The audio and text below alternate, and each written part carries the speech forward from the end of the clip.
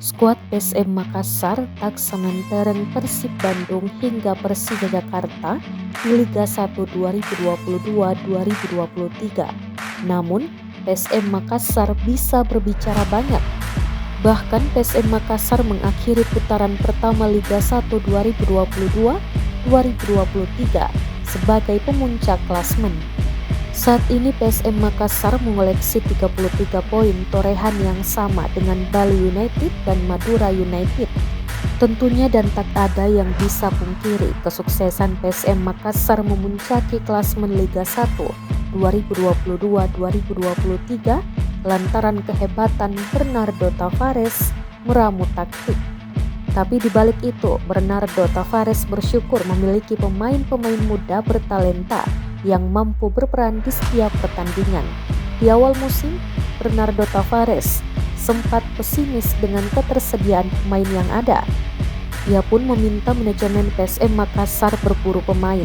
Hanya saja manajemen PSM Makassar mengalami kesulitan dan pada akhirnya banyak mendatangkan pemain akademi hingga jebolan Liga 2 untuk ikut rayap. Sejumlah pemain muda pun ikut bersinar dan menjadi pemeran penting yang membuat skuad PSM Makassar sulit terkalahkan.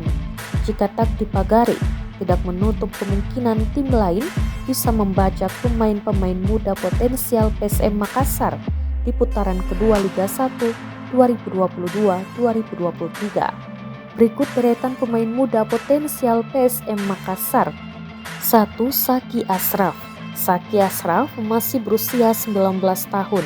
Jebolan Akademi PSM Makassar ini dipercaya memulai debutnya di Liga 1 musim ini oleh Bernardo Tavares. 2. Ramadan Sananta.